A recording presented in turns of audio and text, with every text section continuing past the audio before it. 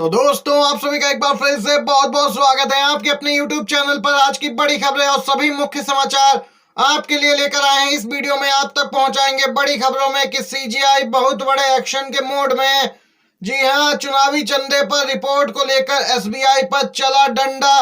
CGI बेहद नाराज नजर आए। तो दूसरी तरफ यहाँ पे यूपी में इंडिया गठबंधन में होगा फेरबदल। मायावती की एंट्री होना लगभग तय हो सकती है पीएम पद का चेहरा इंडिया गठबंधन की ओर से। तो दूसरी तरफ पूर्व जज के बीजेपी में शामिल होने पे जनता भड़क उठी, बोली अब सिखाया जाएगा सबक। तो कांग्रेस प्रत्याशियों को लेकर आ रही है बड़ी खबर। क्या कुछ नाम सामने निकल के आए हैं, आगे पूरी जानकारी पहुंचाएंगे। दोस्तों अगर आप लोग भी मानते हैं इंडिया गठबंधन जीतेगा 24 का चुनाव तो एक लाइक वीडियो को जरूर कीजिएगा, कमेंट बॉक्स में जरूर लिखिएगा बी सपोर्ट इंडिया।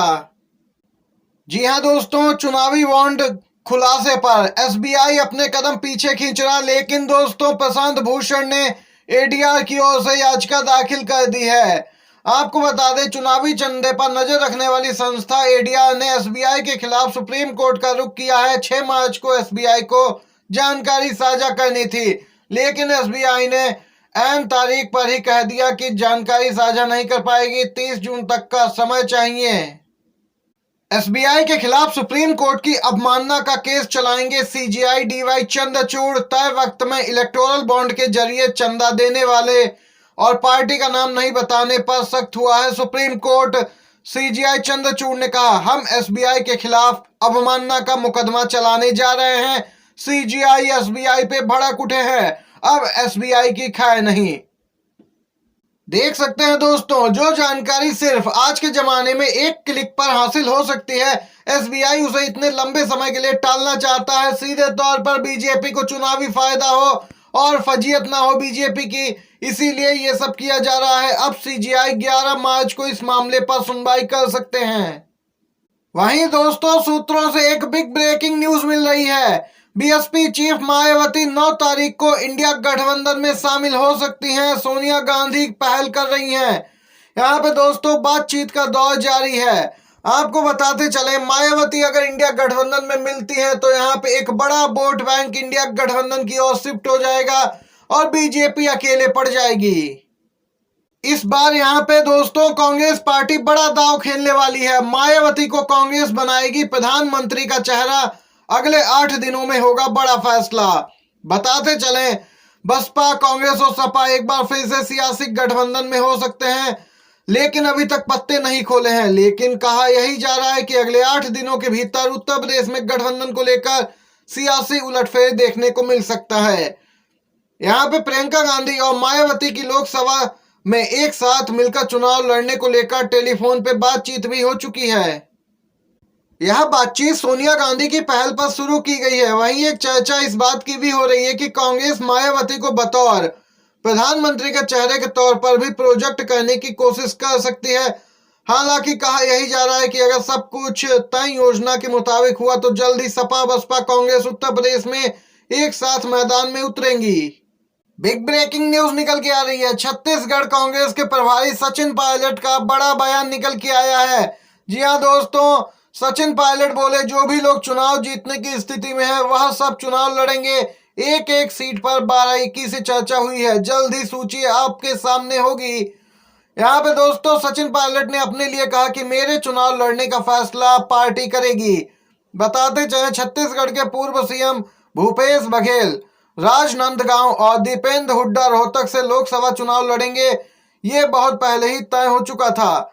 ये दोस्तों अपडेट निकल के आई है। सचिन पायलट ने इशारा किया है जल्द ही लिस्ट जारी होने वाली है। वहीं दोस्तों अपडेट निकल के आ रही है, जैसे ही खबर आई कि बीएसपी सपा कांग्रेस एक साथ गठबंधन में आएंगे और यहाँ पे दोस्तों यूपी में ताकत दिखाएंगे, तो स्मृति ईरानी भड़क उठी क्योंकि इन्हें अपनी सीट जाती हुई दिख रही है। आपको बताते चले, अमेठी की वर्तमान सांसद स्मृति ईरानी बोली कि अगर उनके नेता में हिम्मत है, यानी कि बिना नाम लिए राहुल गांधी को कहा, तो बिना मायावती अखिलेश यादव के सहारे के अकेले सिर्फ अमेठी से चुनाव लड़ें।